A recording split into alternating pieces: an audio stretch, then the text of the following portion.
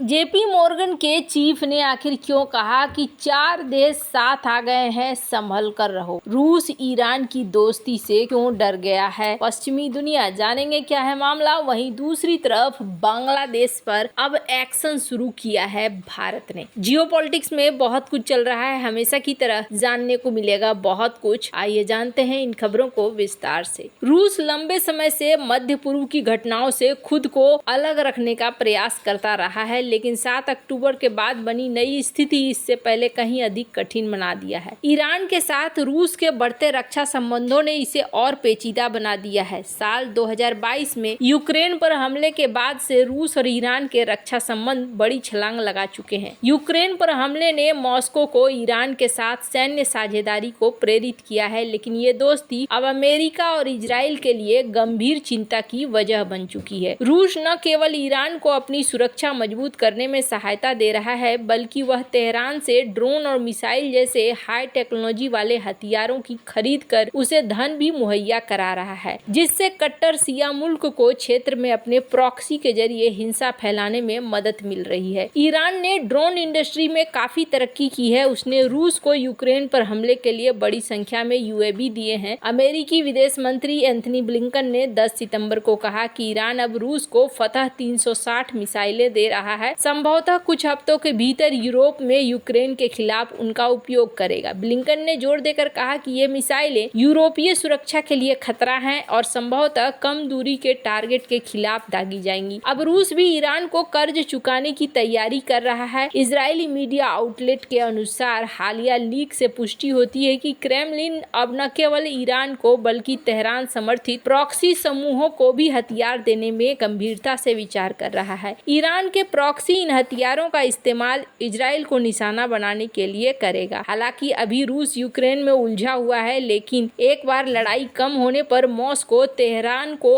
और मदद देने के लिए स्वतंत्र हो जाएगा। ये एक ऐसी स्थिति है जिसके लिए अमेरिका इजराइल को तैयार रहना होगा। पश्चिम को इस नई वास्तविकता को स्वीकार करना होगा कि भले ही यूक्रेन के खिलाफ रूस का युद्ध समाप्त हो जाए, लेकिन इस बात की उम्मीद बहुत कम है कि ईरान रूस रक्षा संबंध 2022 से पहले की स्थिति में चला जाएगा। ईरान और रूस के बीच ऐसी बहुत सी सैन्य जरूरतें हैं जिसमें दोनों एक दूसरे की मदद कर सकते हैं। दोनों के बीच बढ़ता सहयोग चीन, रूस, ईरान और उत्तर कोरिया के बीच सैन्य टेक्नोलॉजी को बढ़ावा देने के लिए एक मंच भी दे सकता है। और इसी चीज को देखा जा रहा है कि जेपी मॉर्गन भी यहाँ पर बुरी तरीके से त्रस्त दिख रहे हैं और जेपी मॉर्गन को भी ऐसा लग रहा है कि कुछ ऐसा ही सीन यहाँ पर खड़ा होता हुआ दिख रहा है। इन्होंने 4 देशों को लेकर चेताया है और कहा है कि अगर तुम ये सोच रहे हो कि मुसीबत दूर है तो मुसीबत दूर नहीं है, क्योंकि अब हालात यहाँ पर बदलते हुए नजर आ रहे हैं। स्क्रीन पर आप देख रहे हैं इन्होंने कई सारी बातें साफ करी है। इन्होंने साफ करते हुए कहा है, हालांकि इससे पहले भी इन्होंने कहा था कि कौन कहता है कि हम तीसरे विश्व युद्ध में नहीं है, हम तीसरे विश्व युद्ध में हैं। जेपी मॉर्गन चेस के सीईओ जेमी डिमन ने बढ़ते जियोपॉलिटिकल तनाव पर चिंता व्यक्त की। हाल ही में वाशिंगटन डीसी के इंस्टीट्यूट ऑफ इंटरनेशनल फाइनेंस में एक बैठक में बोलते हुए उन्होंने दुनिया के कई हिस्सों में हो रही सैन्य कार्रवाइयों को लेकर बहुत चौंकाने वाले आर्थिक प्रभावों की चेतावनी दी। संयुक्त राज्य अमेरिका के सबसे बड़े बैंक और बाजार पूंजीकरण के हिसाब से दुनिया के सबसे बड़े बैंक के सीईओ जेमी डिमन ने कहा कि बढ़ते भू राजनीतिक तनाव का वैश्विक अर्थव्यवस्था पर प्रतिकूल प्रभाव पड़ सकता है, क्योंकि उन्होंने यूक्रेन और मिडिल ईस्ट में युद्धों के बारे में बात की थी। हर ब्यूटी द्वारा अनुशंसित इस डांस प्रभाव पड़ सकता है। आपको बता दूं,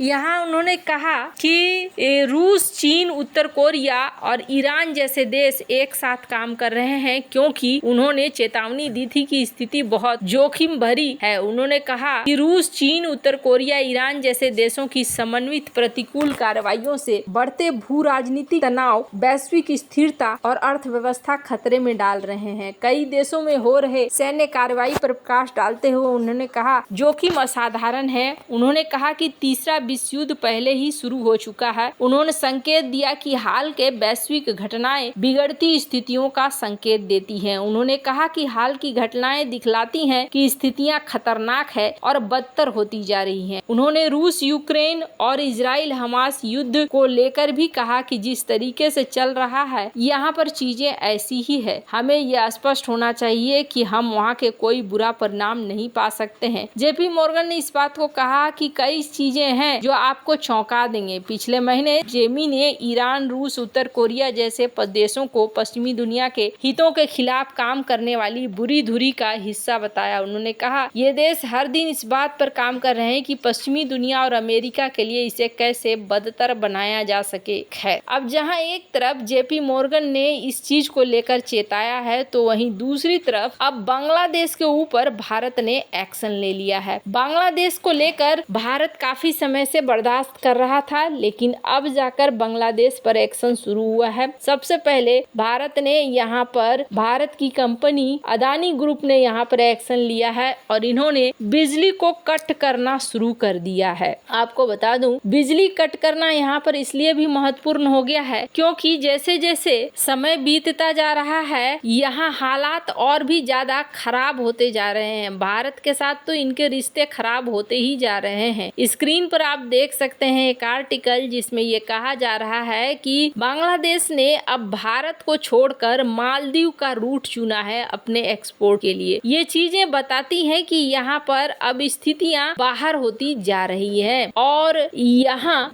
हिंदुओं का बहुत ज्यादा प्रदर्शन भी हो रहा है और प्रदर्शन के साथ साथ यहाँ मुश्किलें और भी ज्यादा बढ़ती जा रही है। पिछले कुछ महीनों से लगातार संकट से जूझ रहे बांग्लादेश में अब बिजली की कमी की समस्या भी खड़ी हो गई है। ऐसा हुआ है कि भारत की अदानी पावर के पूर्ण स्वामित्व वाली अनुषंगी अदानी पावर झारखंड लिमिटेड ने 84.6 द्वारा बांग्लादेश को दी जाने वाली बिजली सप्लाई में 50% कटौती कर दी है। अदानी पावर ने ये कदम 84 करोड़ डॉलर का बिल बकाया होने के कारण उठाया है। बकाया भुगतान के लिए अदानी पावर लंबे समय से बांग्लादेश से गुजारिश कर रहा था। अदानी समूह के चेयरमैन गौतम अदानी ने भी कार्यवाहक प्रधानमंत्री मोहम्मद यूनुस को पैसे के भुगतान के लिए पत्र लिखा था। समाचार पत्र डेली स्टार में शुक्रवार को प्रकाशित एक खबर के अनुसार पावर ग्रिड बांग्लादेश पीएलसी के आंकड़ों से पता चलता है कि अदानी समूह के बिजली संयंत्र ने गुरुवार रात को आपूर्ति कम कर दी। मीडिया रिपोर्ट के अनुसार बांग्लादेश ने गुरुवार और शुक्रवार के बीच रात में 1600 मेगावाट से अधिक बिजली की किल्लत की सूचना दी। इसकी वजह से करीब 1496 मेगावाट क्षमता वाला संयंत्र अब एक यूनिट से 700 मेगावाट बिजली का ही उत्पादन कर रहा है। इससे अदानी पावर ने बांग्लादेश के ऊर्जा सचिव को एक खत लिखकर अनुरोध किया था कि बकाया राशि को भुगतान किया जाए, नहीं तो वो बाध्य होंगे। कंपनी ने कहा कि इन्होंने बांग्लादेश के कृषि बैंक से 17 करोड़ डॉलर की राशि का ऋण सुविधा दी है और न ही भुगतान किया है, जिसकी वजह से हमें ये एक्शन लेना पड़ा है। और ये जो एक्शन लिया गया है इसका असर वहाँ के सीधे सीधे टेक्सटाइल इंडस्ट्री में होगा और ये बहुत ज्यादा जरूरी भी था क्योंकि जैसे जैसे इनका उत्पाद बढ़ता जा रहा है ये संभलने का नाम नहीं ले रहे हैं और यहाँ कट्टरपंथी तक शक्तियाँ अब ज्यादा हावी होती जा रही हैं। वैसे आपको क्या लगता है इन सब मामले में, आपकी क्या राय है? कमेंट कर जरूर बताएं। जल्द मिलते हैं अगली वीडियो में नई खबर के साथ।